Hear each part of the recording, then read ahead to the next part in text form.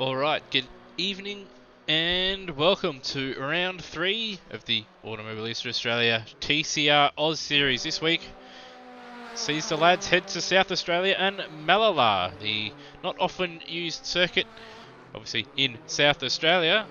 Ticked over to qualifying a couple minutes in. I do apologise getting the stream together pretty late.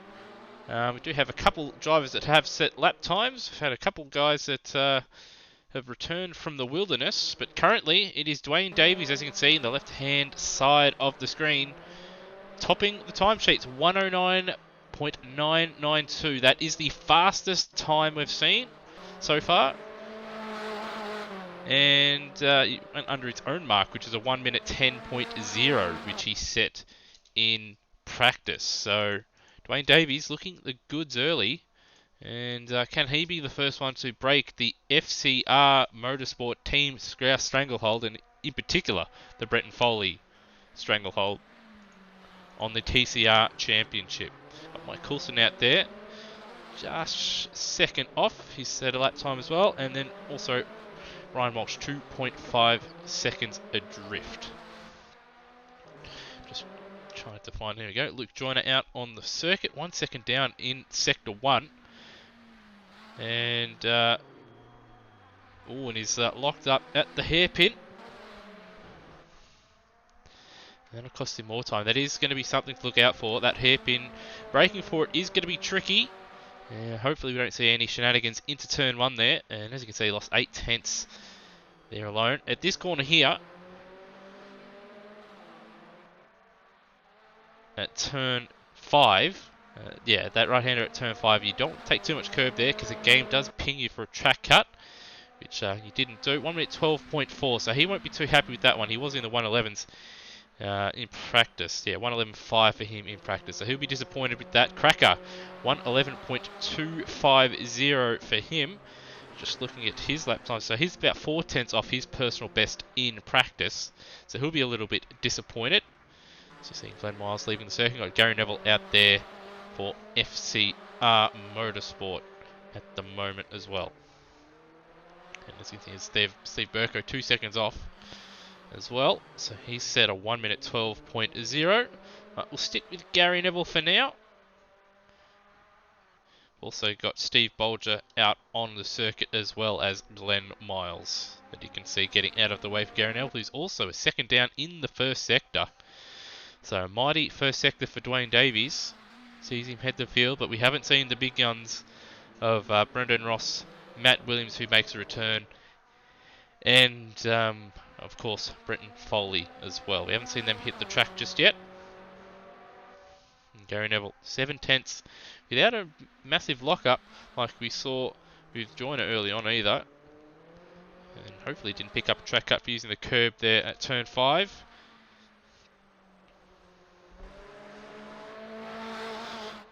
And he's going to cross the line, 1 minute 12.3, so he'll be a little bit disappointed with that one. He's about half a second shy of his personal best from practice. Also got Matt Williams out there, just leaving the pits. We've got Steve Bolger on a lap, so we'll stick with Steve Bolger, 4 tenths down in the first split. But looking at the first sectors that have been set out there, there's a big lock up at the hairpin. He's the second fastest in the first sector with the 29.0. 28.6 Duane Davies in the first sector, and that's going to be tough to beat. And another 4 tenths for Bolger, so a respectable lap at the moment. He's not going to want to lose too much time in these last 2 corners, otherwise he'll drop behind Mike Coulson. But if he keeps it all together, he is a chance to move up to provisional P2. Not a bad final sector, 111.1, so couldn't quite hold on, didn't quite have the legs in that final sector, so Mike Coulson holds on to P2 for now. And I've got Termo out on the circuit as well, but looks like he's picked up a track cut at the notorious turn 5, or turn 6, sorry, and he's had to go back to the pits with no lap time, so he'll be a bit frustrated. Matt Williams out on a lap at the moment. Just looking at the first sector times as well. I've got Netherelmian 29.5 in the first sector, so not too bad.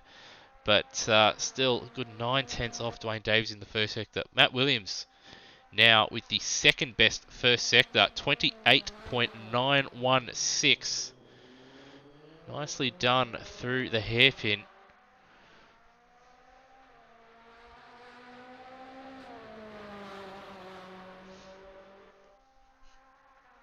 Three tenths down, so only loses a tenth in the middle sector. Late on the brakes, a little bit of a lock-up though. I don't think that would have cost him too much time. Now he's got to navigate the final two turns. A lot of curves here. The curves are pretty high on the inside. Uses all the track and a little bit of grass. Crosses the line.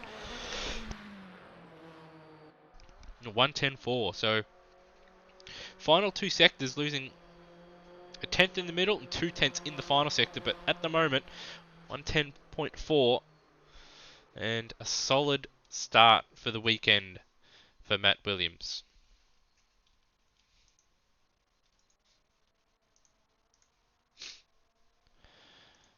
Just haven't got too many drivers out there on the circuit at the moment. In fact, got no one out there on the circuit at the moment. Actually, no, we have Brendan Ross out there. My mistake. And he's just gone P3, a 111.0, so he'll be quite disappointed with that. A 110.4 was his best. And just looking at the splits, it looked like Foley must have got a track cut at the notorious turn number 5 alongside Turmo. He was 2 tenths down in the first sector with a 28.8, but was actually a tenth faster than Duane Davies in the middle sector, but looks like a track cut there, costing him dearly, and he will start 14th. And it's going to make it difficult for him in race 1, but as you've probably seen from the broadcast so far, there is places to overtake around here. And so that big braking zone into the hairpin, and then you've also got turn 3 to also contend with that mini straight that we're looking at right now. Anyway, just to go over, as you can see on the left-hand side of your screen, and the order, we've got Duane Davies will start race 1 from pole position, so ideal start for his weekend. And then we have Matt Williams, a fantastic return for him in P2. Brendan Ross, a little frustrating, I think, for him, but still starting P3 and ahead of his teammate Brenton Foley is still a positive. Mike Coulston in 4th, a good showing from him. And then Steve Bolger, the other Alfa Romeo, in P5. Then we have Cracker in P6, Netherelmian P7, Steve Burko 8th, Gary Neville 9th, Luke Joyner 10th, Brian Walsh 11th, David Keane. His return to sim racing sees him start from... just give me a moment.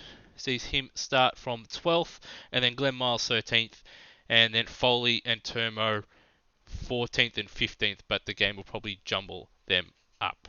Alright, we'll take a short break, but as I conduct the driver's briefing, but we should be back in time to go over the championship standings and obviously a little bit of track info about Mallala. But we'll be back soon.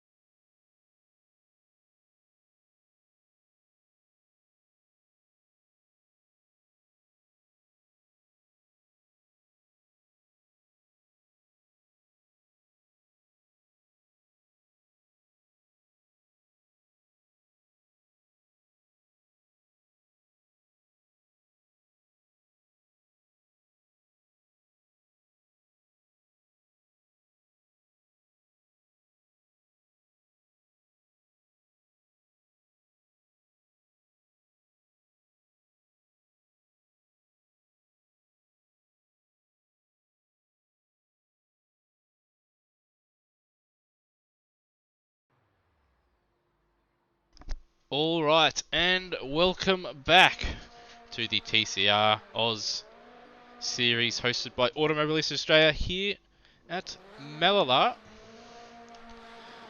And as advertised, it is time to bring up the championship standings. So as you can see on your screen, after Phillip Island, Brenton Foley, a clean sweep of all the races so far, and that leaves him on 181 points and 39 points clear of Duane Davies, who had a very solid run at Phillip Island. Couldn't break through for a victory, but he certainly put Brenton Foley under a lot of pressure in race 1, and barring a mistake or two, could have nabbed a victory. And as you can see, on pole position here, in prime position to break through and take the first non-Brenton Foley victory this evening. Then in third place, 130 points, Brendan Ross. It's been quick at times, anonymous at others, but still 50 points away from Brenton Foley. So that's one DNF in the reverse grid race and a victory, and Ross will be right back in the game. So not too far away. Then we have Jiminy Ray Slick, who does have... It was decided that Jiminy Ray will get his late father's points. So he's on 98 points. Netherelmian on 88 in 5th position, so quite tasty from 4th pretty much all the way down to, well, you could even say 8th place. But Netherelmian 88, and then we have Gary Neville on 84 points, Luke Joyner 76, Steve Bolger 71. He's had pace, but that incident at Phillip Island really did cost him with Turmo there. It cost him quite a number of points. Then we have Scott Nolan and Corey Preston, who've only shown up for the first round so far, rounding out the top 10. Then in 11th place we have Cracker, ever present, always there, picking up some handy points, and should he finish, he should move into the top 10 unless he's overtaken by a number of drivers. Then we have Turmo, 59 points, who would be higher if he wasn't wiped out by the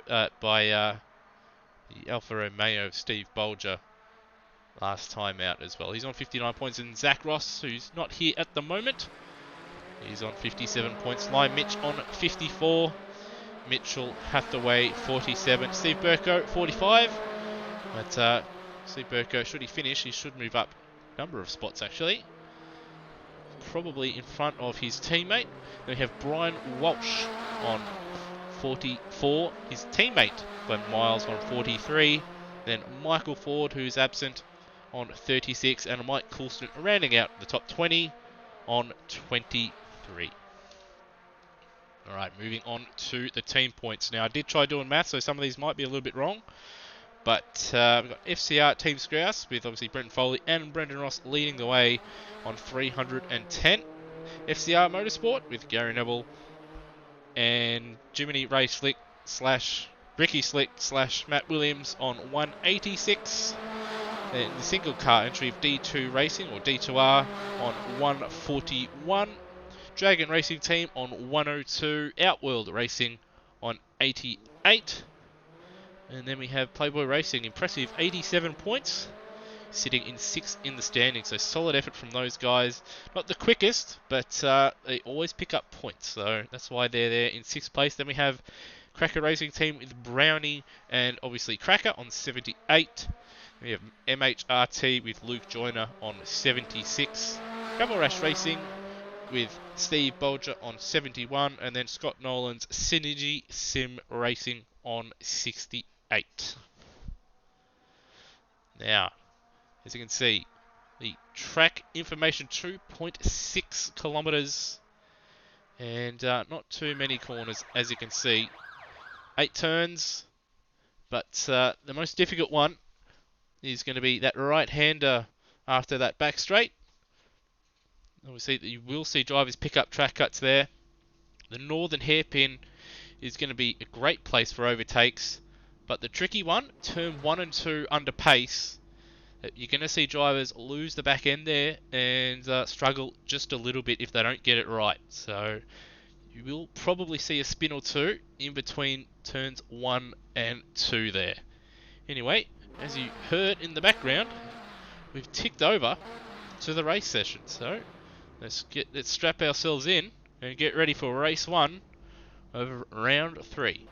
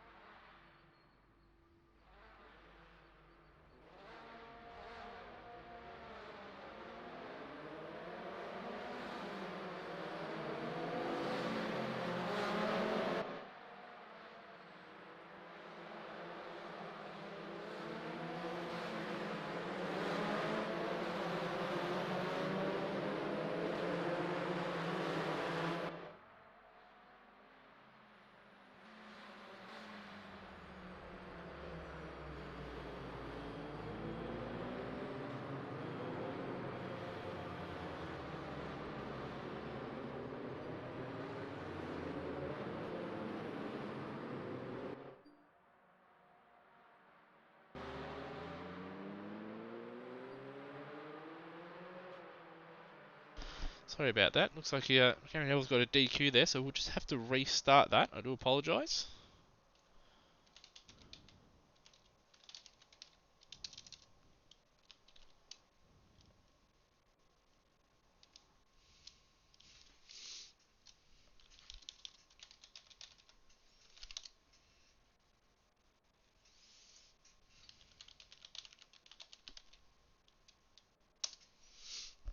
Do apologise for this, fellas, and we've also had Mike Coulson crash as well at the same time.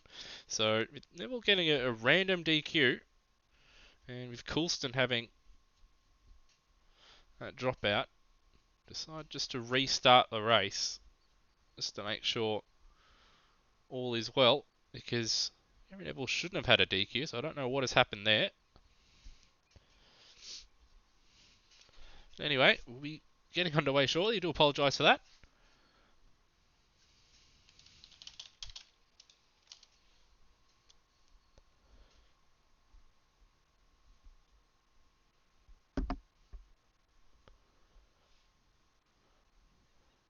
But we should be getting underway shortly.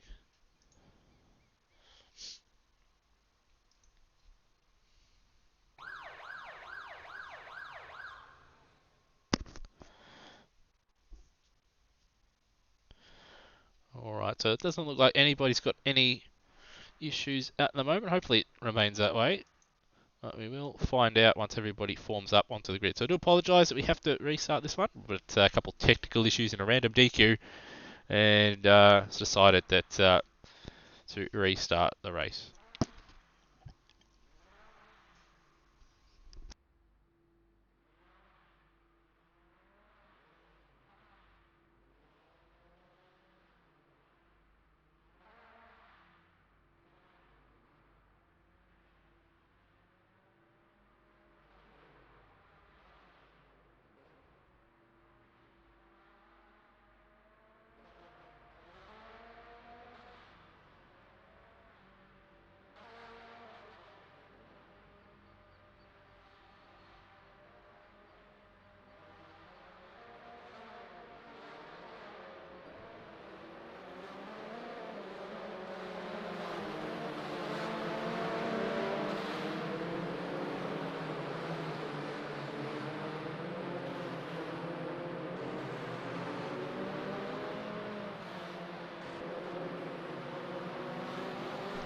Alright, and as you can hear in the background, we are underway on the formation lap. We also had a brownie jump into the server as well. But Duane Davies will start from pole position, so we will go through this again. Matt Williams start joining him on the front row. Brendan Ross will start third. He won't be too content with his lap, but he is in front of Brenton Foley. He will be starting from the back of the field, as he got a track cut in qualifying. Had you missed it? Mike Coulson, great effort from him. P4 in qualifying, and he'll be hoping to keep it nice and tidy and pick up a fantastic result. Steve Bolger alongside him in the other Alfa Romeo. Cracker will start P6, followed by Netherrealmian in the second of the Ford Focuses. And we have Steve Burko of the lone Honda Civic at the moment. He'll start from P8. Gary Neville in P9 for FCR Motorsport, followed by Luke Joyner. Brian Walsh in 11th. David Keane returning from a long hiatus of sim racing will start 12th on his return. Glenn Miles 13th. Foley 14th. Rhodey 15th, the late joiner. Brownie, another late joiner, 16th. And Turmo 17th, as he also picked up a track cut. Alright, so we are formed up on the grid. 1 light, 2 light, 3, 4. Away we go. Poor start for Duane Davies. Matt Williams launches into the lead and he's already about 1.5 seconds, or about a second I would say, ahead. And it looks like all the cars for the most part have got through unscathed through 1 and 2. But there it is, Williams, Davies, and then contact between Brendan Ross and Duane Davies, who's in the wall and also in the gravel trap, which is going to be difficult for him. No, he has got it out. His front wheels were not on the gravel, which is not where you want to be. So, disaster for Duane Davies.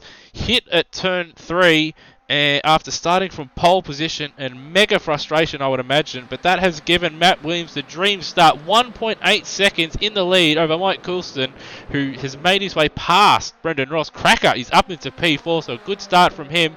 And now we've got Steve Bolger, Netherrealmian side by side. Looks like one of the Playboy cars are off in the back there. So perhaps contact there, hopefully not in the wall. And Bolger still on the inside of Netherrealmian. Doesn't use too much curve like the FCR behind. FCR might have actually picked up a track cut for that. And looks like that Honda trying to get in on the action as well. Side by side. Bolger wide at the final corner, but he should hold on around the outside at turn 1. No, brakes early. Netherrealmian now takes that position. Bolger not giving it up though. He's got Foley on his outside. I think we've got a car off on the grass somewhere because there are the yellows. Yes, Brendan Ross. So he's had a shocking start and now he's behind Brent Foley. And safely rejoining, thankfully. Foley now up into P5 already. So great start from Foley. As we know, he's very, very good at getting through the field in reverse grid races. And this was effectively a reverse grid race for him with his mistake in qualifying. And he's now right behind Netherrealmian. Having a look up the inside at the hairpin. Much better and later on the brakes. Is able to pull it up, and now up a miraculous 10 spots in a lap and a half. So Foley doing Foley things. Out front though, Matt Williams 2.6 seconds in the lead over Mike Coulston, sitting in second place. Cracker 1.7 behind him. And then Brenton Foley, there he is. As he monsters the curves at the penultimate corner. Up into P4. Netherrealmian's got a bit of a break as they go 3 wide on the exit of the final corner. So Bolger and Joyner battling it out. And then we've got Burko right there as well. So Burko sends it up the inside. And I think that is Gary Neville. Yeah, that is Gary Neville right behind him as well. So Bolger, big loser there, losing 2 positions to Joyner and Burko. And looks like we've got another yellow off as Duane Davies off in the grass back there. And now up the inside, Gary Neville taking advantage. So Bolger just going backwards. And driver's just taking advantage of him. He's not really had any chance to really fight because they've seen a gap, send it up the inside, and he can't fight back. And now Turmo wanting to get a piece of that action. He was out of position in qualifying. But I reckon this battle in the midfield here, I think Bolger probably is a little bit faster than these guys, but he's been passed by him now, and he's going to have to repass them. So it'll be tricky, and he is going to try and make a move here on Gary Neville, who goes very, very defensive. And Bolger trying to take a second bite at the cherry there. Bit of a lock-up and a bit wide there for Neville, but Bolger not quite close enough to capitalise. A 1:10.3 for Matt Williams. I believe that was even better than his qualifying time. So... and Foley immediately bests it, and that probably, I think that lap would have been good enough for pole position. So Foley on the pace early, but he's got a lot of work to do to catch up to Matt Williams in front. We've got another yellow, and that's David Keane off. So what has David Keane done here? We did say that turn 1 and turn 2 conflicts is going to be tricky for the drivers, and it's already caught out Duane Davies, I believe, as well as Brendan Ross. So what has David Keane done? Yep, just lost the rear end, and around he went. So he's down to 14th now. Miles 15th. Davies down in 16th place, 31 seconds off the pace. So he's made another mistake somewhere. So he's well down the field. Rhodey rounding out the field. But at the front though, Matt Williams 3.8 seconds clear of Mike Coulston. Brenton Foley has got past Cracker. And he is now chasing down Mike Coulston in P2. Was 2 seconds at the last intermediate split. But something tells me it's going to be a bit closer than that in the final sector. 1.7 seconds, 10.6 for him, and 11.2 for Mike Coulston. But Coulston looking nice and consistent though. Only a tenth off his personal best. So, the gap between Foley and Williams, 5.8 seconds. In fact, the pace that Foley is driving at, unless Williams just sticks in the low 1 minute 10s, it's going to be difficult, I'd say, for Williams to hold off Foley. So he's absolutely flying out there. In fact, he's 0.3 faster in the first split, and half a second faster than Coulston in that first split as well. Behind them, Cracker's not too far away, and he's doing a solid job. And then Netherelmian as well. Solid P5. A little bit of a gap over Luke Joyner, who's picking up the pace. Then we've got Neville and Bolger battling it out at the hairpin. Bolger a bit wide there, and Turmo's going to capitalise. So they got past Burko somewhere when we were looking elsewhere. And now it looks like Turmo's going to get past Bolger as well. So Turmo now recovering now up into P8. And Bolger, he's got to be careful he doesn't get re-overtaken again. Going into turn 1. He has run wide though at the final turn. And it will give Burko a little bit of a sniff. But he's not going to be close enough into turn 1 or 2 to do much about it.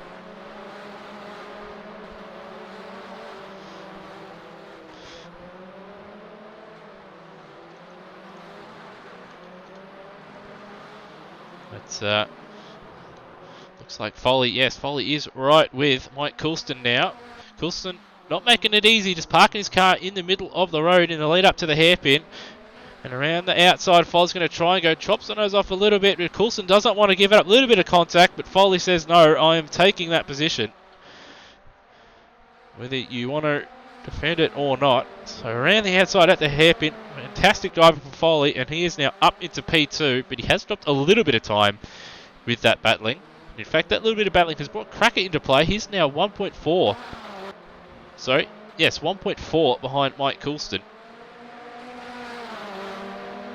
Coulston, though, doing a fantastic effort at the moment in P3. His best run of the season by a considerable margin. Cracker as well, doing probably his best effort of the season as well. It's not too far away either. So both of those guys will be quite keen for a podium position. We've got Netherelmian, he's not too far away, 2.5 seconds behind this group. But he's got Luke Joyner that's just edging closer, and Gary Neville also. He's looking quite pacey out there as well. He's starting to hassle the back of the Holden Astra, the MHRT driver.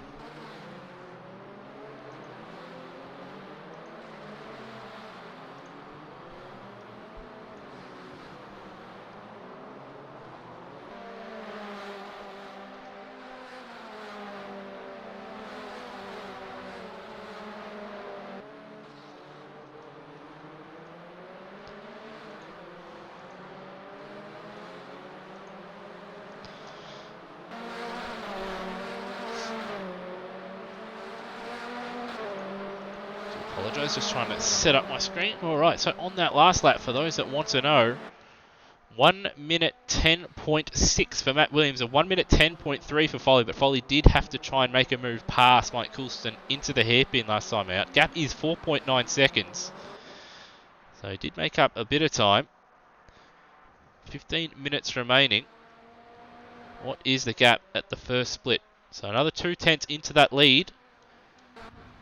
But that is a considerable margin for Foley to close down.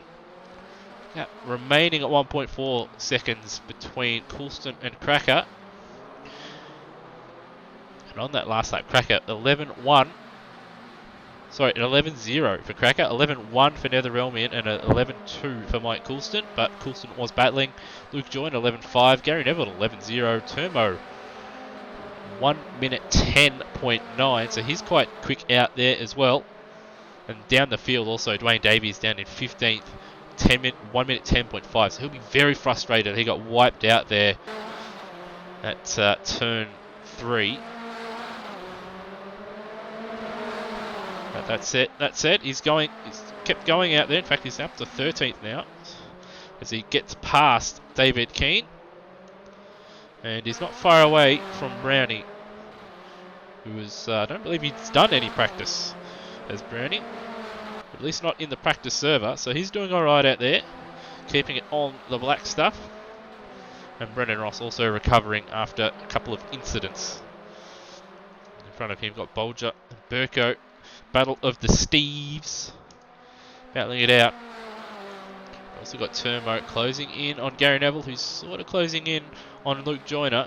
And Joyner 1.9 away from Netherelmian as well. So just having a look at the lap time, a 12.2 for Nether on that last one, a 12.4 for Joyner, 12.5 for Neville. So those guys dropping a bit of time to Cracker, who set an 11, Coulston a 10.7.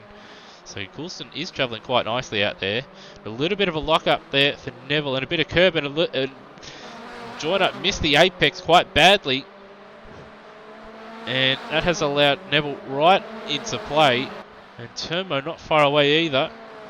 In fact, looks like Burko and Bolger also closing in on this pack. So it is a 3-car battle pack. It might be 5 if it continues to rage for a lap or two.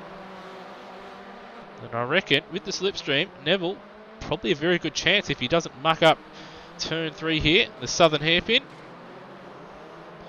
In fact, Joyner has absolutely nailed it and extended that gap out quite nicely. So he's nailed turn 3 there, southern hairpin, and he's able to evade Gary Neville after that mistake there into turn 5.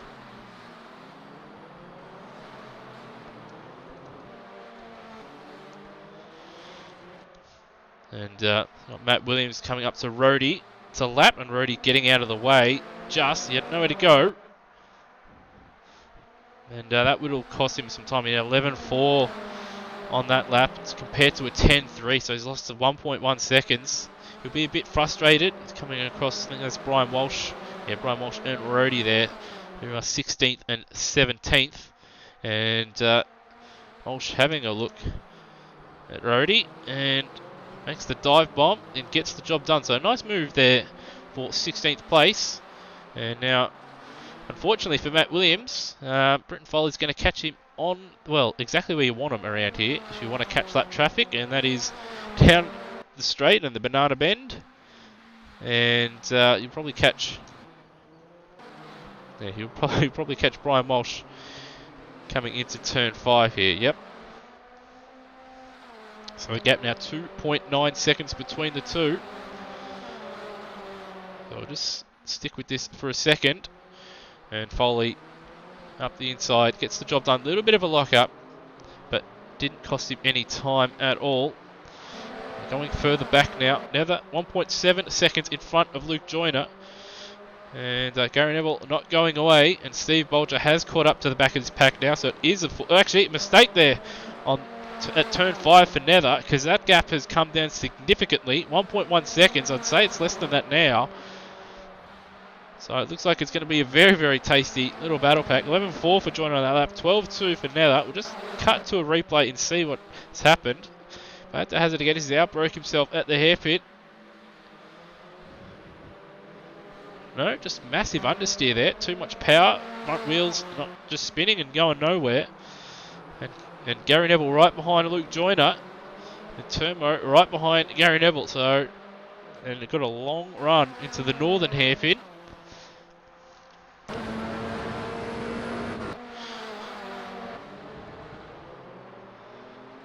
But none of them quite close enough to make a move. But Neville is going to try it, but not quite close enough to do Concertina up at the hairpin.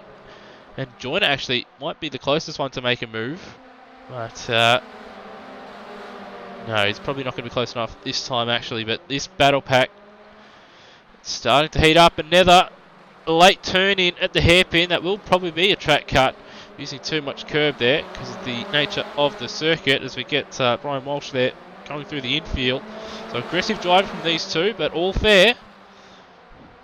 And Joyner having a look at turn one, bit risky there, and that's going to compromise him a little bit as Gary Neville gets a big slide, and around he goes. We did say it was going to be tricky at turn one, and is a bit too aggressive, and then got off the throttle just a little bit too much. Around he goes. He's down to 11th now.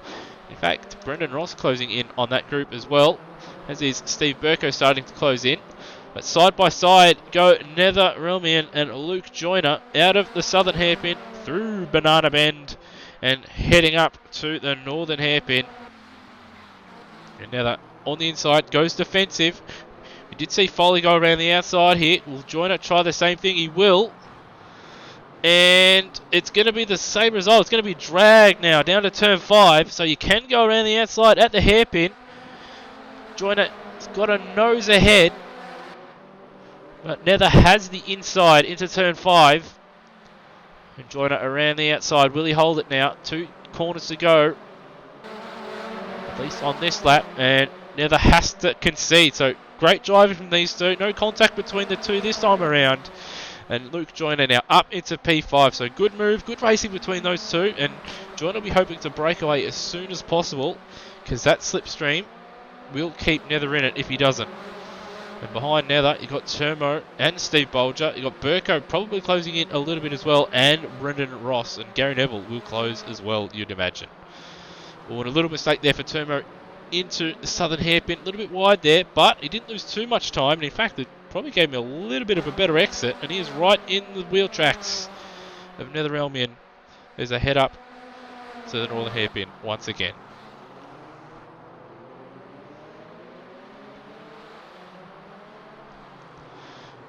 So no moves this time out. We'll just cut to the lead because the gap has cut down significantly. Williams leads by, it was a second, but it will be less than that now, as you can see on your screen. 0.8 of a second. 10.7 for Foley and 11.3 for Williams. So that traffic would have been very frustrating for Williams. Did cost him 1.1 seconds, but in the grand scheme of things, I don't think it would have mattered all that much, because it just seems that Foley just has that extra bit of pace, and probably would have only added an extra lap or two, really, that to when Foley would have closed in onto the back of his stablemate. Behind him, though, Mike Coulston and Cracker, they're having a nice little tussle. Even though they're not wheel to wheel, as all Cracker runs wide, the gap had remained at 1.4, 1.3 seconds for pretty much the entire length of the race. But with that mistake, that's going to give Coulston a vital bit of breathing room with 7.5 minutes remaining. And that could see him nab his first podium of the season. So the gap now 2.6 seconds. In fact, that's going to put Cracker under a little bit of pressure from Luke Joyner now. Yep, was 4 seconds on that last lap. Joyner was 0.3 faster than Cracker, and obviously this time it's going to be much better, barring a mistake from Joyner. So Joyner has broken away from Nether, who's now under attack from Turmo, who's under attack from Bolger. A little bit of a lock up there from a number of the drivers from Turmo and Nether. The front tyres will be starting to squeal just a little bit as we're deep into the race. A lot of curb usage at turn 1 for Turmo. Holds on to it. But something tells me this battle will rage till the end of the race.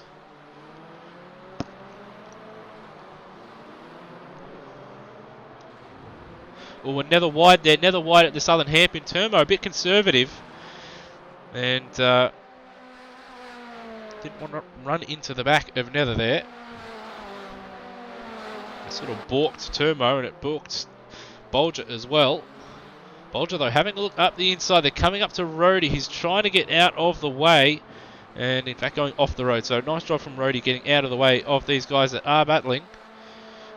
And as you can see in the background, Burko not quite closing as quickly as what I thought, but I don't think Ross will be too far away though. Ross on that last lap, 11.8, and these guys were in the low 12s. And as you can see, Joyner is streaking away at the moment. He's actually losing time to Cracker, so he's sort of out on his own now. Cracker, if he keeps his head, should finish in at least 4th position. He's got 3 seconds down the road to Mike Coulston with 5.5 minutes remaining. At the front though, Foley right in the wheel tracks of Matt Williams. Not quite close enough, just shows his nose a little bit. Back to the outside, and he's going to try and set up a run into turn 5. But he's run a little bit wide on the grass there, so that would have cost him a little bit. And Williams should hold on for now, unless Foley decides to make a late braking manoeuvre. And Williams, think just a little bit coy there, just parking his car in the middle of the road in the lead up to that corner, just to discourage Foley a little bit. He holds on to the lead for now. Both of them doing a little bit of lawn mowing on the exit of the final turn. 10.9 for Foley, 11.2 for Williams, and there's nothing in it. And Foley all over the back of Matt Williams, making his return. Having a look up the inside, just showing his nose, trying to distract Williams. But Williams far too experienced to be distracted by such little manoeuvres. But should get a decent slipstream into the hairpin. But looks like Williams is going to cover it off. No, doesn't cover it off. Both very, very, very late on the brakes. And Williams going to try and get the undercut. As you can see, there's a splitter and there's a bumper gone, but I don't think it'll be significant damage for either car. It was a very minor contact, but Foley now into the lead. And barring mistake, he should hold on. But there it is. There's a little bit of a mistake, but Williams making that little bit of an error as well and can't capitalise. So Foley holds on. Once again, Foley very, very wide on the exit of the final corner, which will encourage Williams and will keep him in it. But it might actually be better for Williams if he just sticks behind Foley for a lap or two. He might find some better lines and braking points as Foley once again wide at the exit of turn 2. Won't want to do that too often. He might end up picking up a penalty. And again, not the ideal line into turn 1.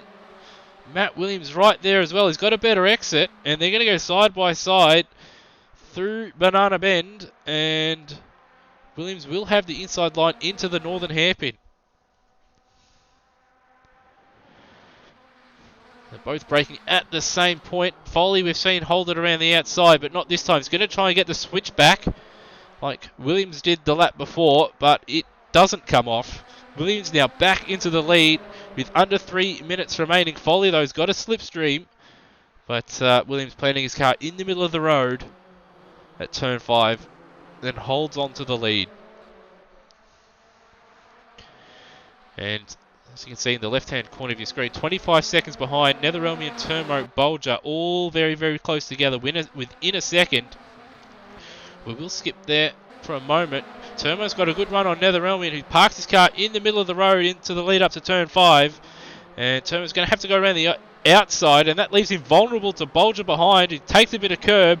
So Bolger, Turmo, side by side. Turmo holds on for now, but this battle will rage until the end. They've been battling for a number of laps now. Brendan Ross and Duane Davies are very, very close together. So Davies done a fantastic job to recover to 11th place, and he could sneak a cheeky top 10 after being 30 seconds behind the leaders at one point. Nether defensive into turn 3, big lockup though, and spinning the wheels up on the exit of turn 3. And Turmo right in his wheel tracks now. In the lead, Matt Williams continues to lead. He's only 0.3 of a second ahead. We've got a yellow flag out for something. I think that's Gary Neville down the field. And we've got Bolger up the inside at the hairpin of Turmo. There goes a mirror. But around the outside, Turmo holds it for now. And importantly, has a little bit of a slipstream. But not going to help him, though, to get past Nether. But it will help him just edge away from Bolger in behind. Behind them, but Duane Davies having a look at the inside of Steve Burko at turn 5. Burko a little bit late and misses the apex. That's going to allow Davies to have a look, who's not quite close enough to get the move done into the penultimate corner. But Burko running wide there. Davies will take that position. Burko keeping it flat on the grass, but there's no traction out there.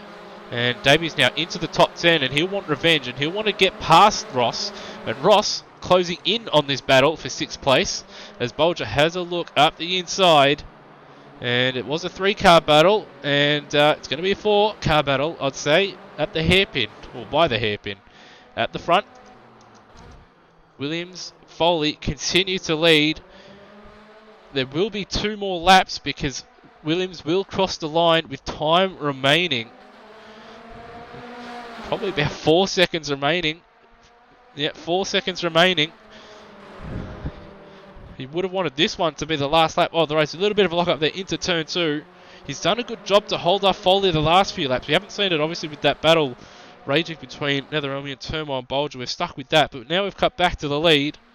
There's no time remaining, and this will be the penultimate lap. There will be 23 laps here. Can Williams hold on for another lap and 3/4?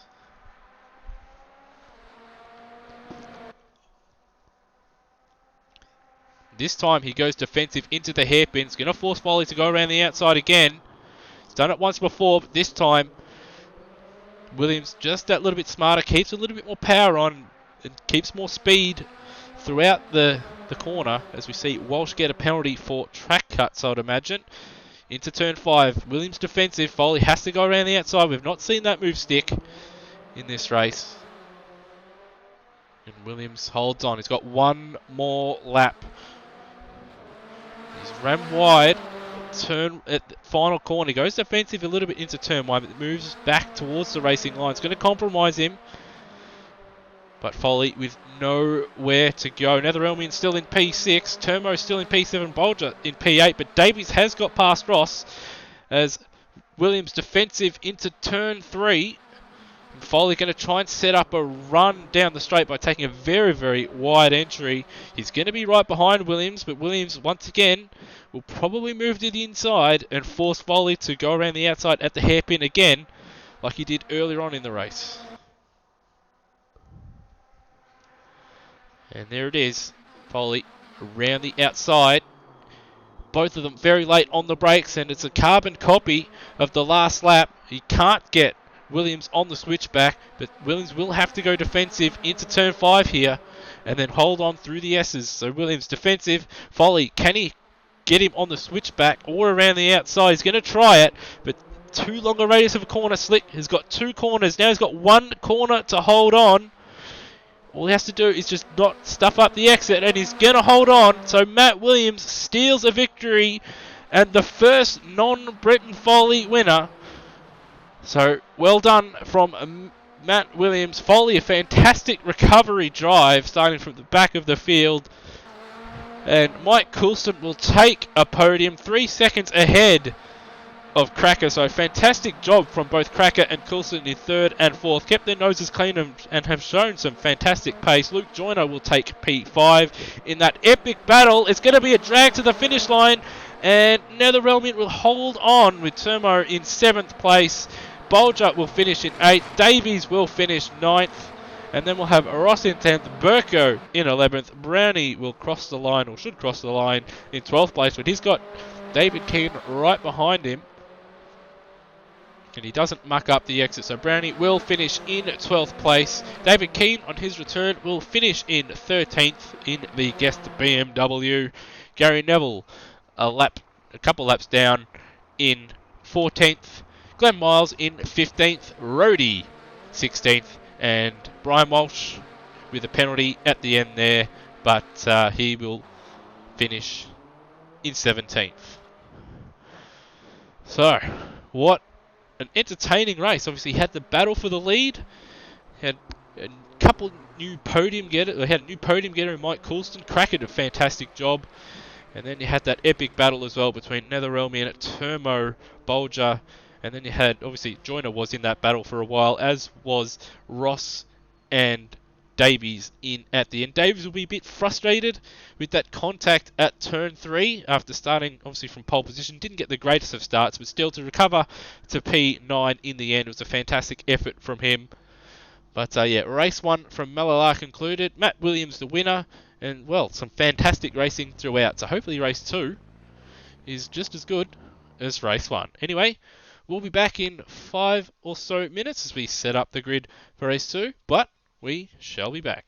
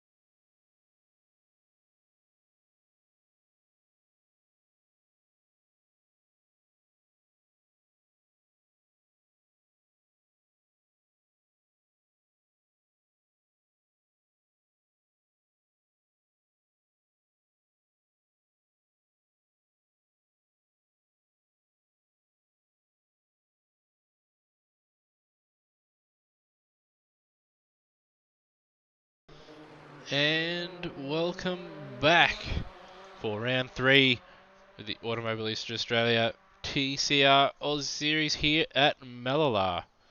So, race 1 was fantastic affair with Matt Williams taking the victory in the end from, what has to be said, from the runaway championship leader Brenton Foley, who recovered from a track cut in qualifying and starting well down the field to almost take victory.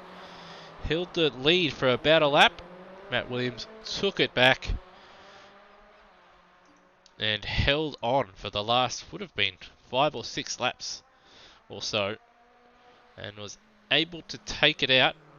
And then we had Mike Coulston in 3rd place, drove a fantastic race, avoided the bit of the carnage that happened on the opening lap, which saw Duane Davies drop down the field. And he took a very nice and well-earned podium for himself for Alfa Romeo and Flat Spot Racing. So well done, Mike Coulston on P3. And Cracker, he wasn't too far behind either. He was 3 seconds behind him in the end, but he did have a little hiccup along the way. He ran a little bit wide on the exit of turn 3, which cost him a bit of time. That gap was about 1.3 seconds between himself and Mike Coulston at the time. But still, fantastic effort from both himself and Mike Coulston.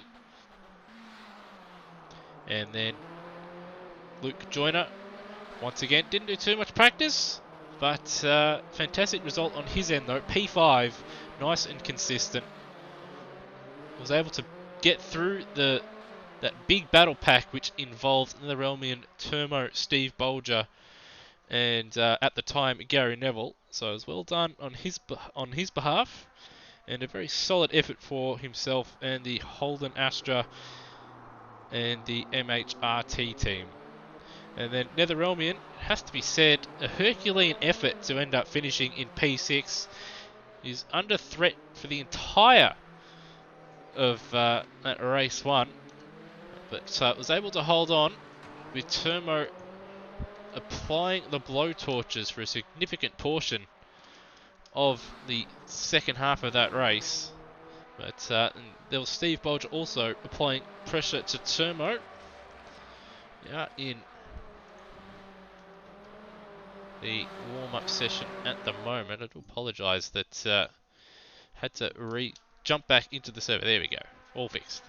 But as you can see, 3.5, or just under 4 minutes of the warm-up remaining. But yeah, fantastic battling between between Netherelmian, Turmo, Bolger, and then in the end, you'll see there was Luke Joyner there as well.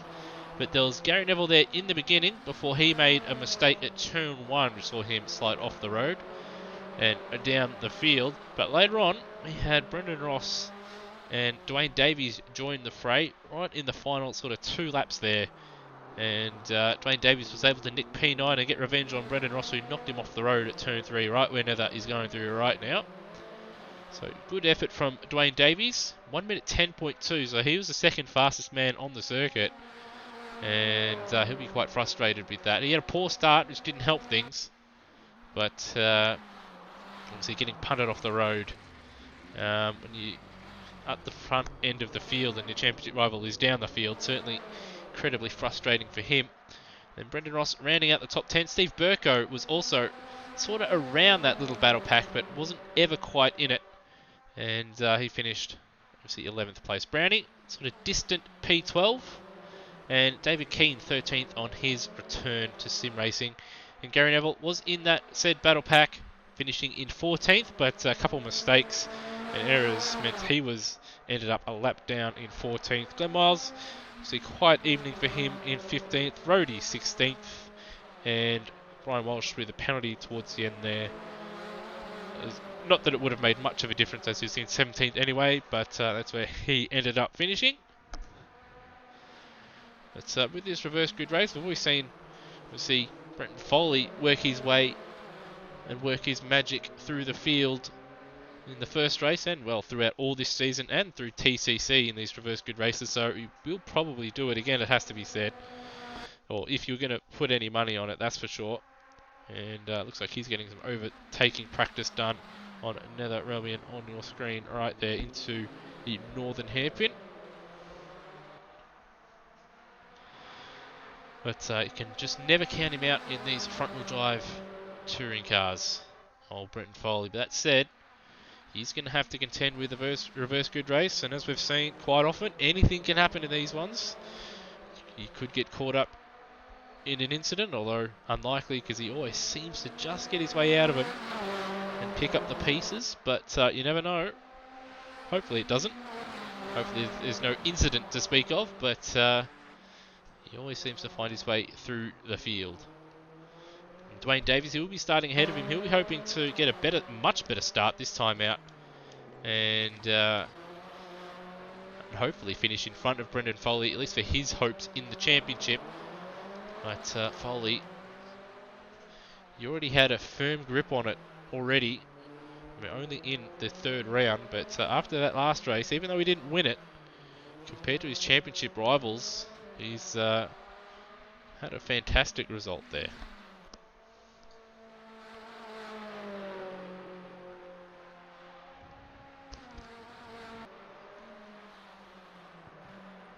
And then the man on your screen, Brendan Ross, bit of controversy. He was the one that knocked Duane Davies off the road at turn 3. And later on, about a couple of laps later, he made a mistake on his own, which saw him drop down the field and had to battle his way through the field. And I do believe that was at turn 1 and 2 off the top of my head. I can't remember exactly, but I'm pretty sure it was at turn 1 or 2. Yeah, it was, because he was running on the exit of turn 2 and had to let the field go.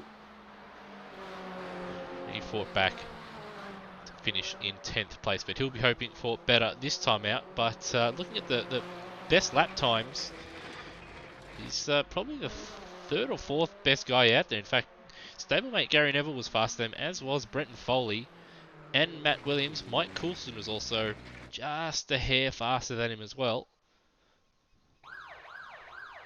So he has got his work cut out for him, but you can't count him out either. Anyway, as you heard, just about to get underway for race 2.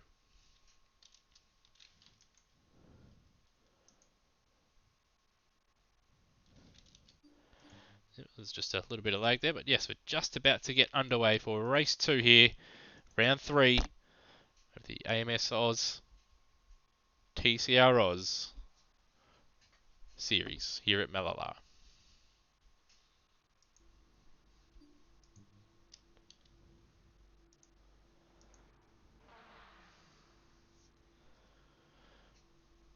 Alright, so the drivers are forming up onto the grid. Still one or two just sitting in the pit lane, waiting till the last minute to jump onto the grid. There's Duane Davies, right at the death there. And Brian Walsh, as you can see on your screen, even though he's not first on track at the moment, but he will start us from pole position. Did finish in 17th in this second race, which is reverse grid. And because he finished, he will start from pole position. On front of him on track at the moment, but second on the grid, and around he goes.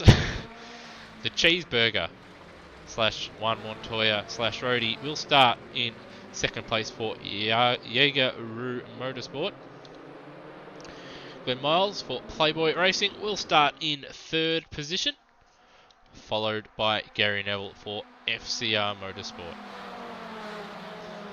In fact, with Gary Neville's pace, he's a bit of a dark horse with this one if he can get away cleanly in the first couple of corners.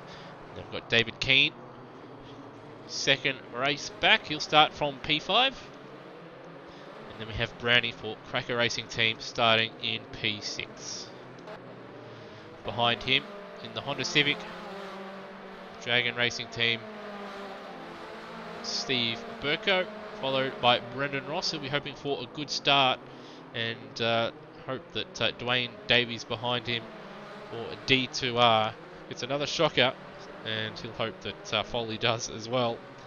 But Duane Davies, he'll start in 9th, followed by Steve Bolger, Termo, and then Netherrealmian, so they'll continue their battle, at least in the first couple corners, one would imagine.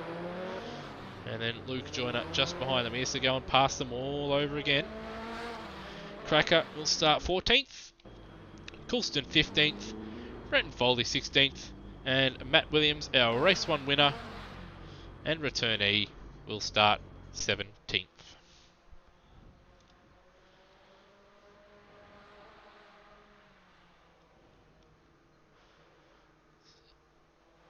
So it looks like Miles out of position, but he has been walked back into position. 1 lights, 2 lights, 3 lights, 4 lights.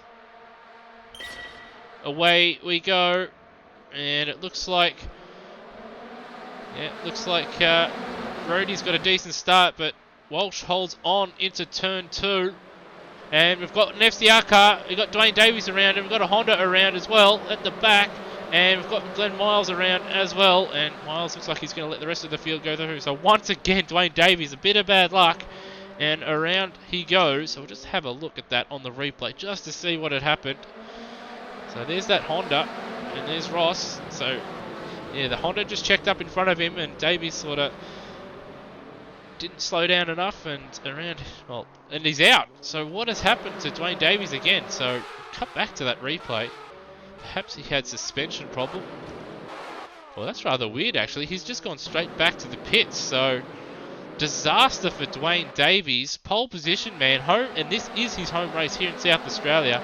At the front though, Gary Neville trying to make a move on Brian Walsh. Walsh outbrakes himself, and that's going to drop him well down the field.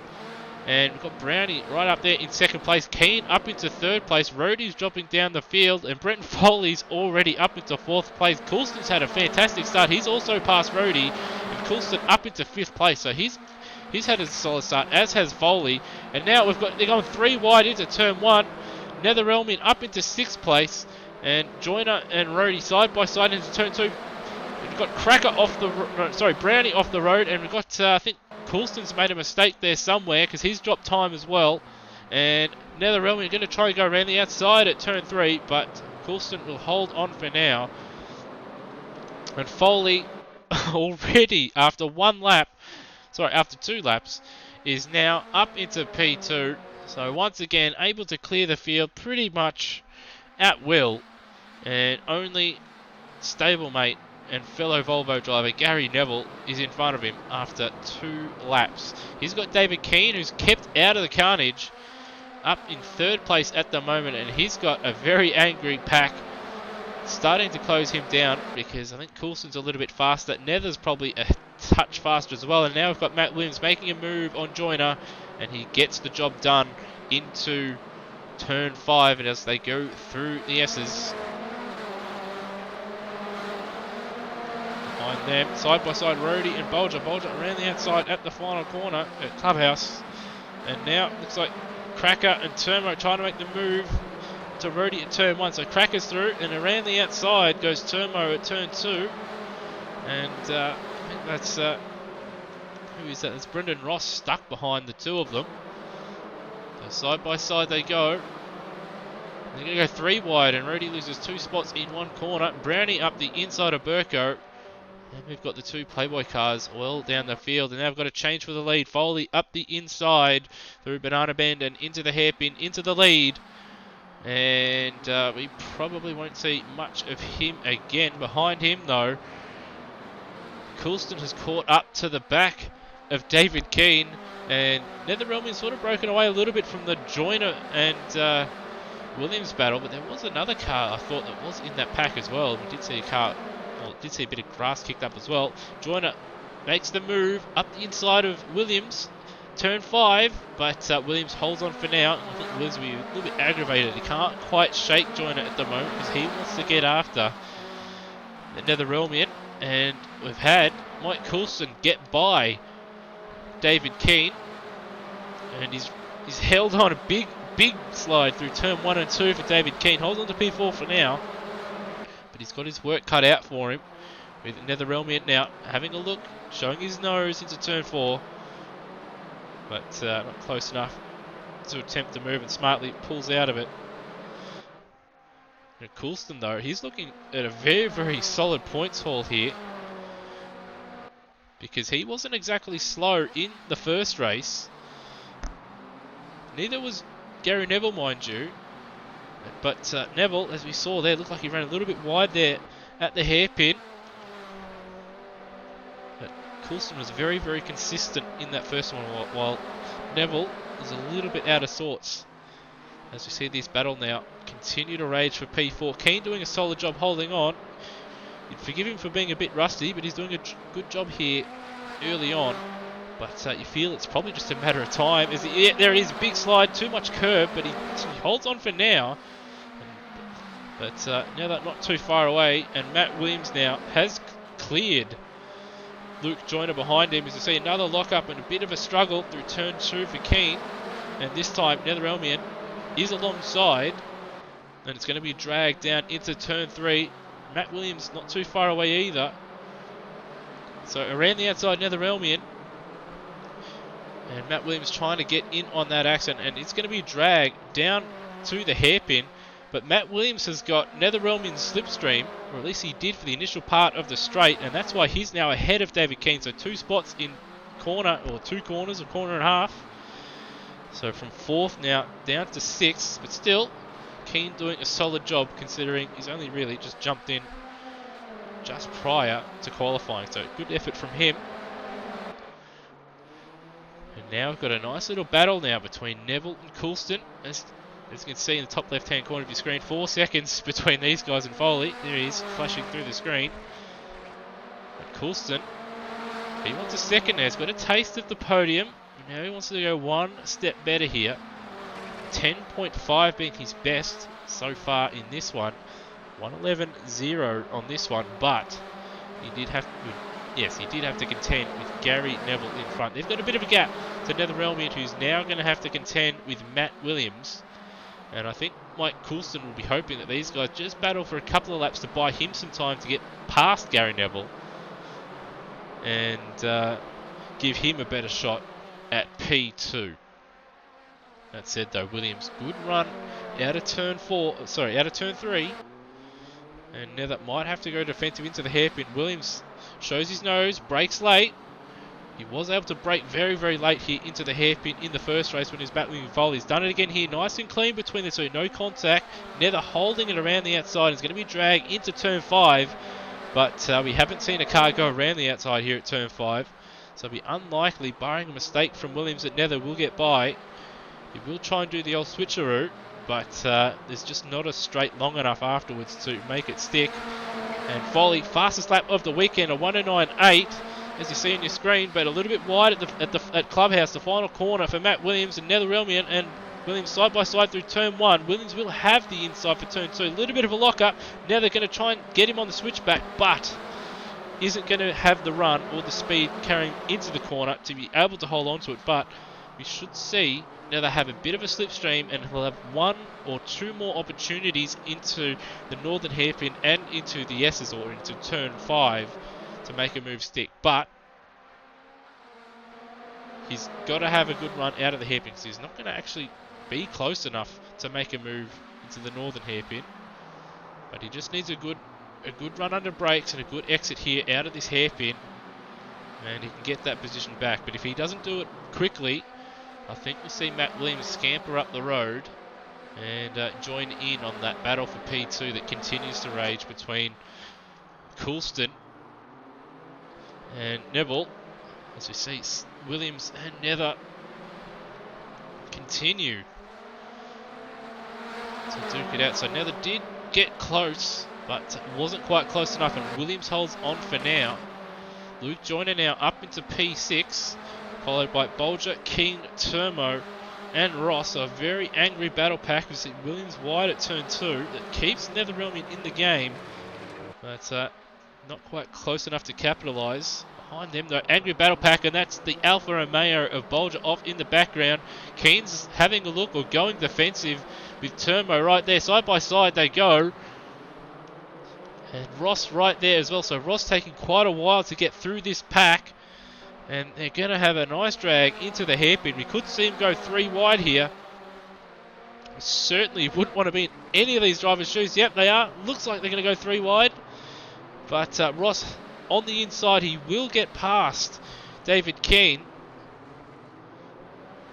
And now he'll have a decent run into turn 5. Termo puts his car in the middle of the road, but goes to the outside, so it looks like he's going to cede position here to Ross.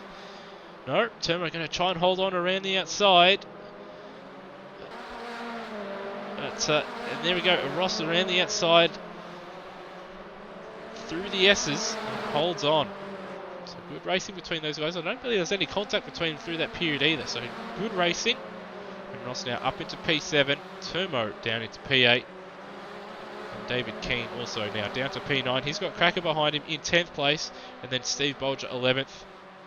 Got Brownie and Burko duking it out for 12th place. Rhodey in 14th, setting his personal best on that last lap. Then Miles 15th, Walsh 16th, and Davies, unfortunately, our only retirement. Up the front though, Foley, 8.2 seconds in the clear of his stablemate, Gary Neville. And he's got Mike Coulston continuing to harry him. Two Englishmen going at it. Neville defensive into turn 5. Coulston very, very late on the brakes. Both of them as late as you dare into turn 5.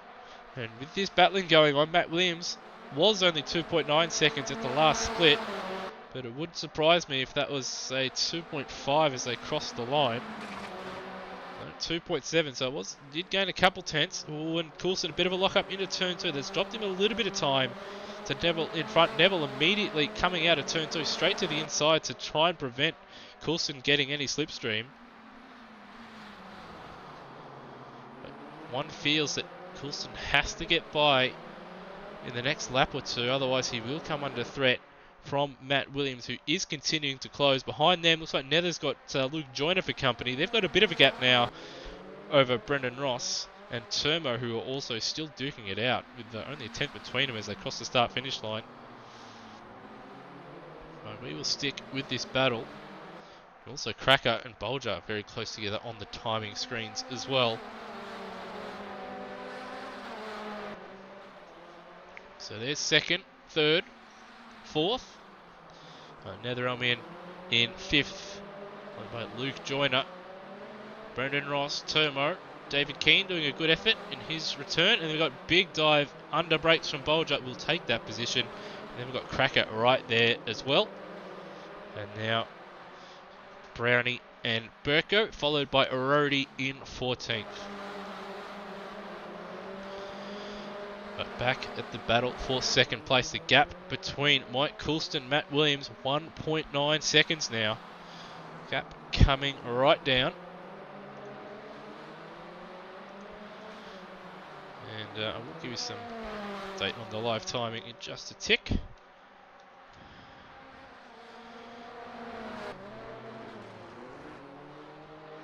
So on that last lap, Mike Coulston 11.3, a 10.9 for Neville. It's a 10.5 for Williams, at 11.7 for Nether. Luke Joyner an 11.9, 11.3 for Ross, 11.4 for Termo, Bolger an 11.8, a 12.9 for Keane, and a 13.0 for Cracker. Our race leader, a 1 minute 10.2. He's had a poor middle sector though, this lap around.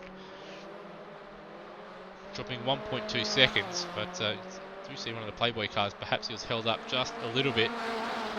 Looks like Gary Neville though, on this lap and the last lap, started put together a nice couple of laps. Personal best on that lap, putting 6 tenths on Gary Neville. Sorry, on Mike Coulston. And Coulston dropped another 2 tenths on that last lap. So it was 1.9 seconds, now 1.7 between himself and Williams in an FCR Motorsport Team Scrouse sandwich at the moment. And he's losing a little bit of touch to Neville, but unfortunately for him, he's getting more in touch with Matt Williams. So perhaps just needs to regroup, take stock. Perhaps just take it easy on the tyres as he outbrakes himself a little bit, locks up into the northern hairpin. So he really does need to probably just focus for a lap or two, take it easy, try and sort of settle those front tyres down a little bit, and then try and have one final push at the end if he can. But as you can see, 1.1 seconds now, lost half a second in that middle sector. So both Neville and Williams, and again, looks like his fronts are gone a little bit, or he's just lost concentration wide at the final corner. That gap now under a second. 7/10 of a second. 1:11.8 for Coulston. A 10.8 for Williams. So the gap now under a second behind them. Nether continues to be harried by Luke Joyner. They've got Brendan Ross and Turmo starting to close them down. Nether on that last lap, a 1:12.2 compared to an 11.9 of Joyner, 11.3 of Ross, and 11.5 of Turmo. Even Bolger as well, 11.3. So all those guys closing in, although Bolger is 7 seconds back and probably, barring mistake, unrealistic to close that gap down. But Turmo 3.5 seconds, now 3.2 seconds behind. We could see him as well as Ross join in on this battle. Ahead though, Matt Williams right on the tail. The Alfa Romeo of Mike Coulston. Coulston parks his car in the middle of the road. He's going to force Williams to go around the outside at turn 5. And we've not seen anyone go around the outside so far. And once again, that fact remains true. So this is fantastic news for Gary Neville. His best showing of the season. And it's just buying him time to hold on to second place. That said though, he's coming up to traffic. Hopefully he doesn't get in the way.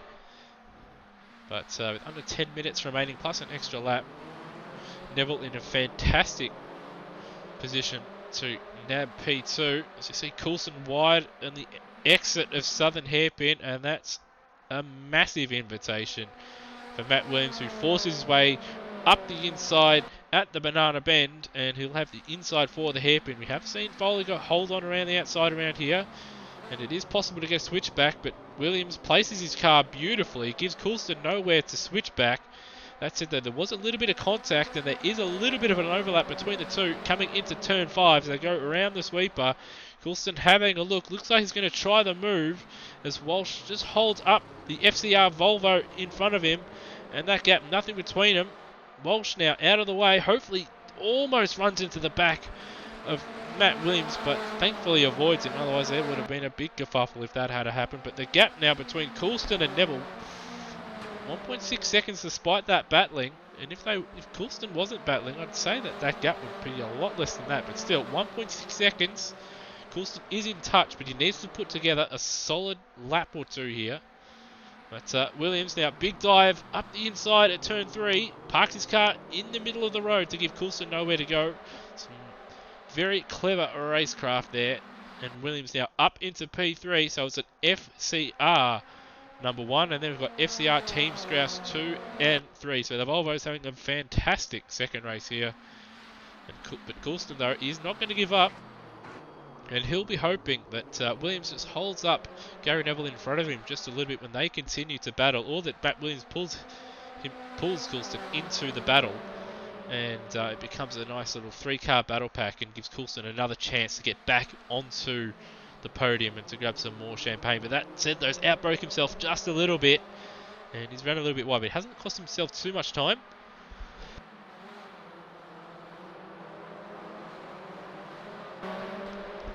Behind him though, Netherelmian once again finds an angry battle pack right behind him. Luke Joyner, they did have a little bit of a battle in the first race. It's raged on for the majority of this race. Brendan Ross is right there now. Turmo not too far away either, and Bolger is closing as well. So Nether 1:12 on that last lap compared to an 11.9 to Joyner, who's right there. Ross an 11.6. Turmo had a scruffy lap at 12.4, but he's still right there. And Steve Bolger's the fastest of a lot of them with an 11.0. In fact, he was the second fastest man on the circuit on that last lap. But Nether, all he has to do really, if he just nails the exit like he has done this time out of Southern Hairpin, that gives Luke Joyner no chance to make a move here into the hairpin. And then if he just gets a nice exit out of this Southern Hairpin, well, the next real big passing opportunity is into turn 5. And once again, he's had a decent exit, and he's going to give Luke Joyner no chance unless he outbrakes himself at turn 5. Behind him, though, Ross has to go defensive as Turmo had a decent run out of the Northern Hairpin. A little bit of a concertina there. But Ross holds on to P7 for now. When Ross wide next to the final corner, that's a invitation for Turmo to make a move. They're going to go side by side through turn 1, but Ross will hold on around the outside, and he'll have the inside 4 turn 2. Turmo going to try and get him on the switchback, but turn 2 too long of a radius to make it stick, but it will give him a good run though into turn 3, and he's going to show his nose, but decides against the move. Bit of a lock up from both Joyner and Ross. Ross wide on the exit on the grass, and Turmo is going to be alongside Ross as they go through Banana Bend and into the hairpin. On your screens in the top left, Matt Williams has moved his way into second place ahead of Gary Neville. And as we see Ross up the inside of Turmo, so Turmo couldn't quite get the job done. And Bolger now right with that pack, and in fact Cracker's only 6.7 seconds behind, so if these guys continue to battle hard, you may even see him join this battle pack towards the end of the race as well. But he's going to need a very good couple laps, and these guys are going to need a couple really scruffy ones.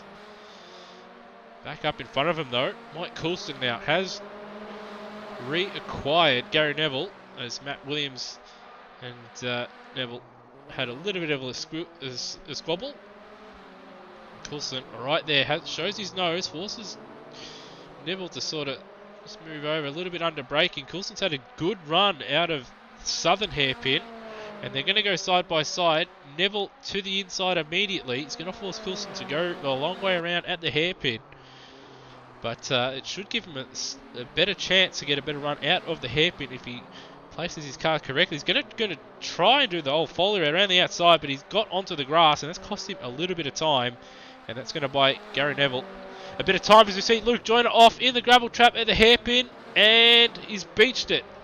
One of the features of this circuit, it is very difficult to get out of the gravel traps, and unfortunately for him, trying to make a move on Nether Elmian at the northern hairpin, and he has gone to the beach, and well, he's going to be surfing in quite a lot of sand, because I don't think he's going to be getting out of it. There it is, outbroke himself into the gravel trap, and he is beached as bro.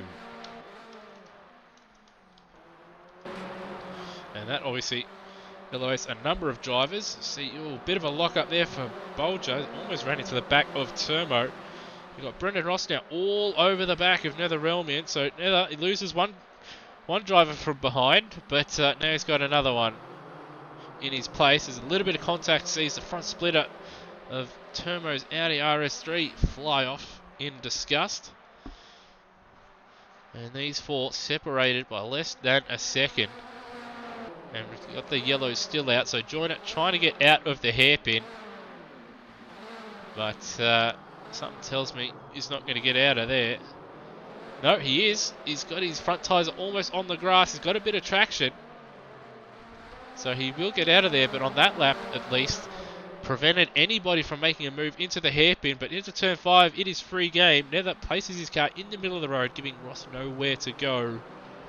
And Nether continues to hold on to P5 like his life depends on it. He's in this position last race, where he held off an angry battle pack for P6 in the end. And now he's doing it for P5. So he's doing a fantastic job. If he can do one thing well, it is defend his position and not make mistakes while under extreme duress, as we've seen in race 1 and so far in race 2. So fantastic driving from Nether to hold on to P5. With an angry Brendan Ross, Turmo and Steve Bolger behind him. In front of them, Mike Coulston, 6/10 behind Gary Neville. That podium is right there in front of him, with a minute and a half remaining. But I think he's just overdriving it slightly, looking at his run there at the hairpin. Just getting a little bit greedy, a little bit too aggressive, and it's costing him just a little bit.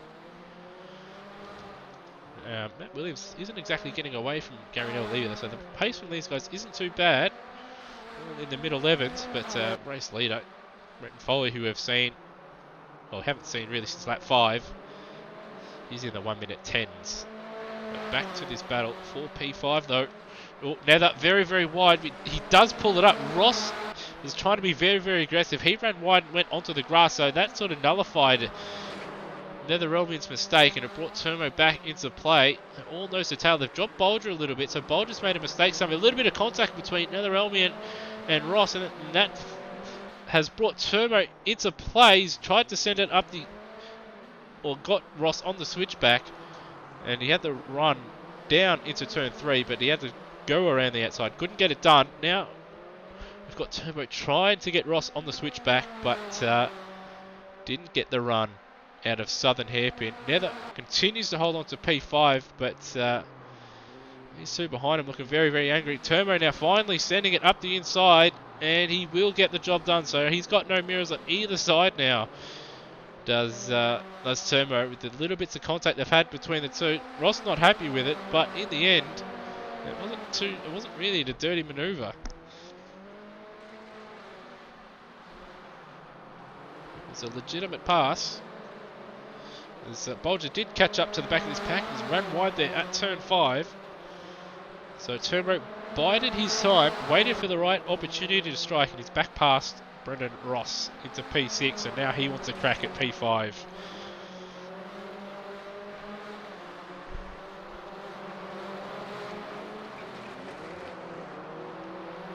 And looks like, Bolger, another mistake there at turn 2, and Cracker doesn't have the greatest pace in this one, but he's closing in on this little battle pack with, well, time has expired, so he could nab a position or two should there be an incident. So good recovery from Cracker, slowing down the field. And Coulson isn't going to close, at least on this lap, on Gary Neville. There will be, once again, 23 laps. Time has expired. Foley starting the final lap of the race. He's 17.5 seconds clear of second place Matt Williams. So he had a slight blip in the radar, being unable to steal the win from Matt Williams in race 1.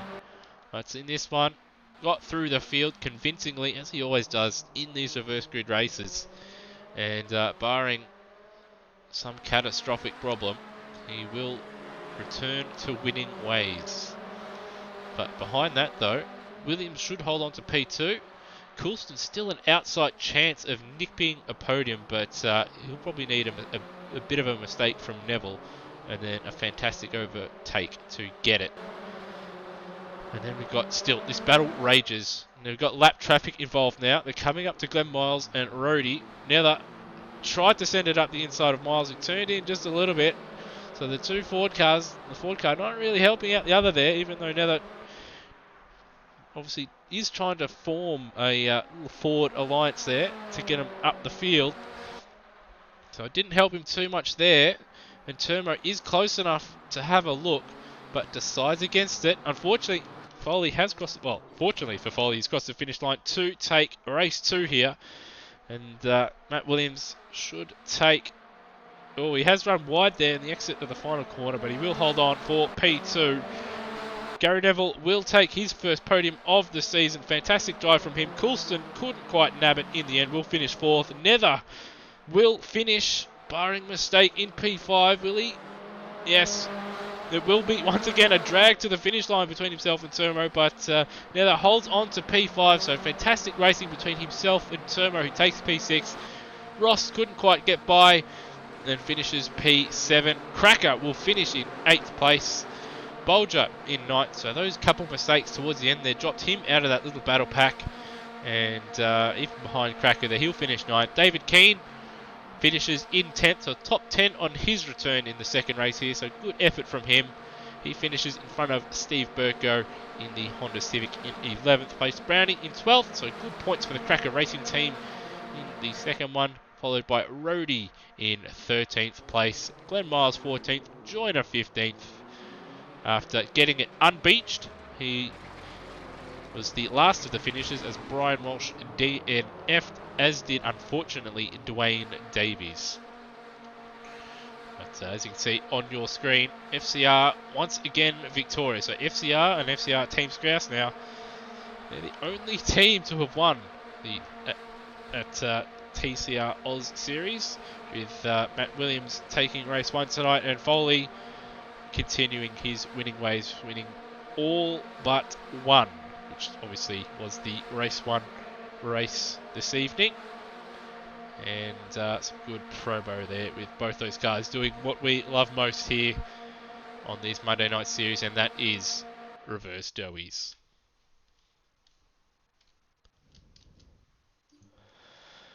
Whew, so fantastic racing throughout both races this evening.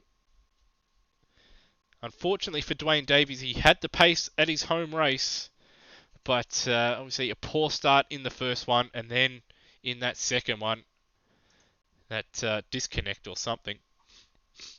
And obviously contact as well.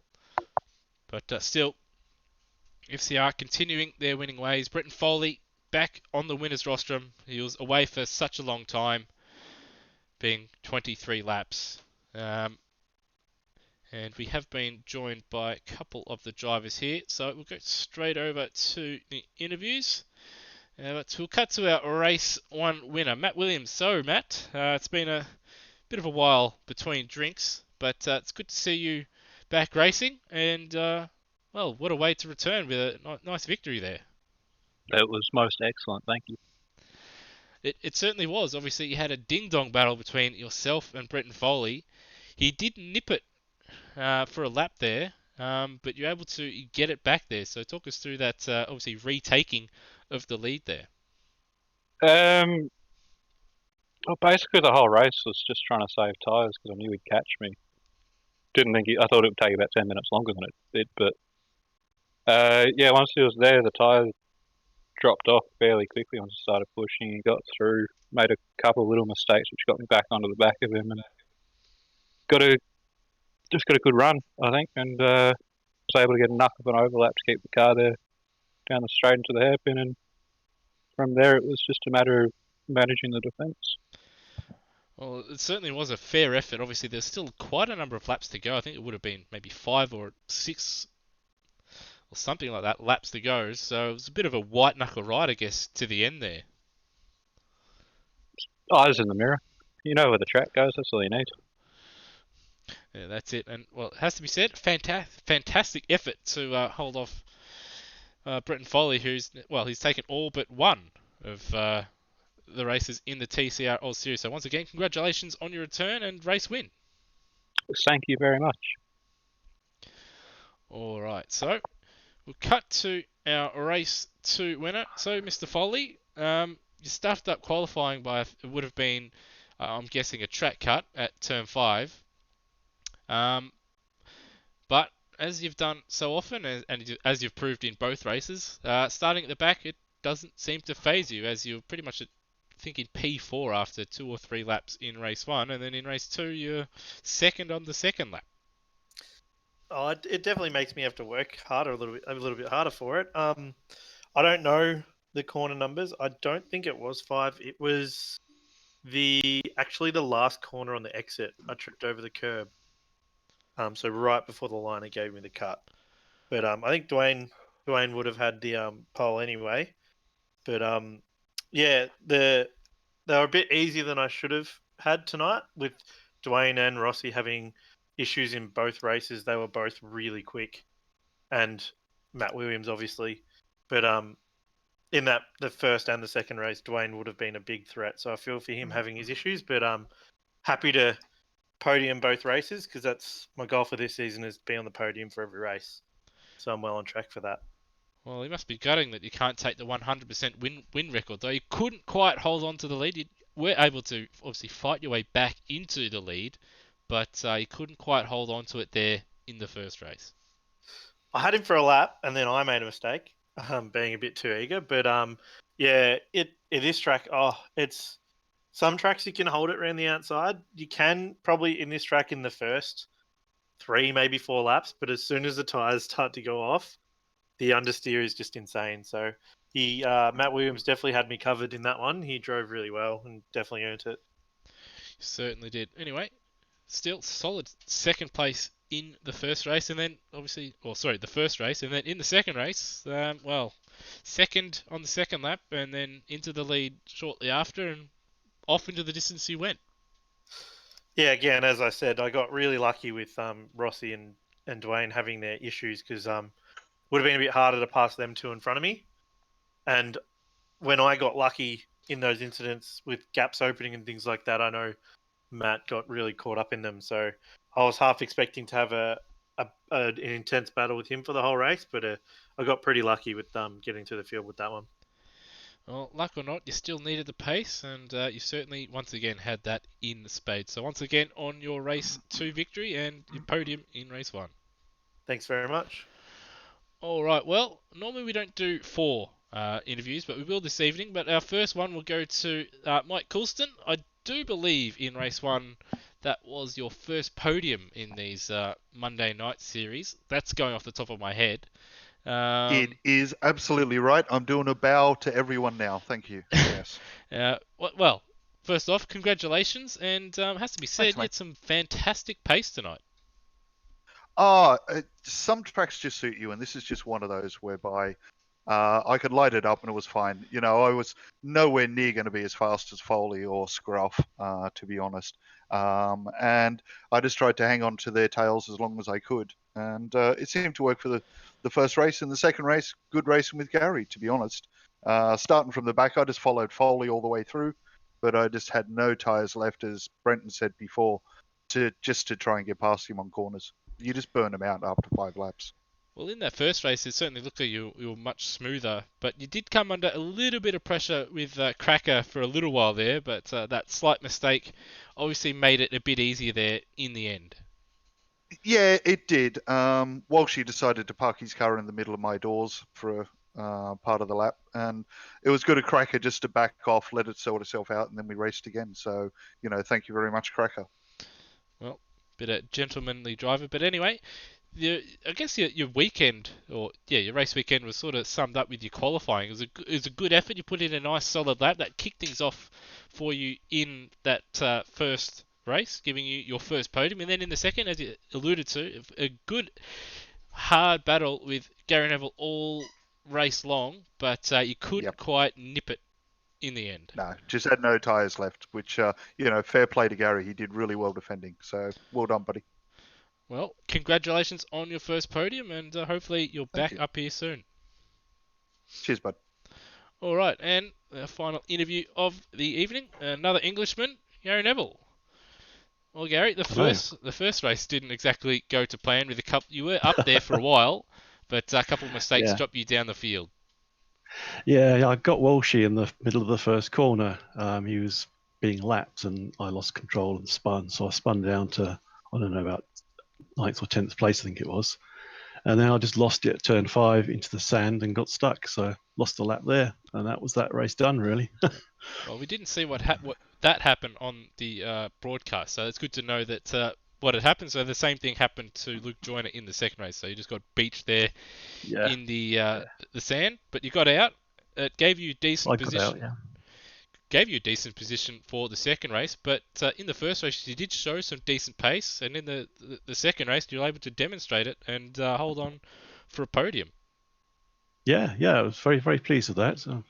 Mike was a really, really hard competitor to defend against. I was just able to keep the sort of the hairpin. I think he was quite better than me at the brakes, and the rest of the lap I seemed to manage the gap a bit better. So I was just defending them more than anything. You did seem to have a slightly better exit coming out of turn 3, coming into the hairpin. So that sort of enabled you to hold on. But you were able to stretch away just a little bit. But it looked like that battle between yourself and Scruff there for a lap or two brought Mike back into play. Yeah, it dropped me back a little bit, and then obviously Mike was back on my tail again. But it was all good. First sort of podium in these TCRs, so that's good. And a good battle. I really enjoyed that. It certainly was. Certainly makes up for a bit of bad luck in the first race. A solid podium in the second. So well done. Thank you.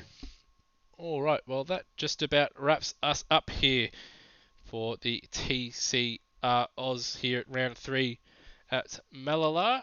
Just going to try and bring up the calendar for the season. As you can see on your screen, I do apologise for the background there of the AMS main screen, but the next round coming up October 7 at Queensland Raceway. So that'll be another interesting one. Bit of slipstreaming going on, I have to imagine. And I also have to imagine the front left tyre probably melting off the rim around that one. So that's going to be another interesting one. And then 2 weeks after that, we have Winton, followed by Brian Walsh's home track at Simmons Plains, where we'll probably have half the field get bombed out at the hairpin, followed by Sandown, which will be a very interesting one with, I'm sure, turn 5 and 6 there at the top of the hill playing all kinds of havoc. And then the season finale, December 2, at Adelaide. Anyway, from myself, Lewis Wedding, we hope you've enjoyed tonight's racing, and we hope to catch you for the next one. Cheers.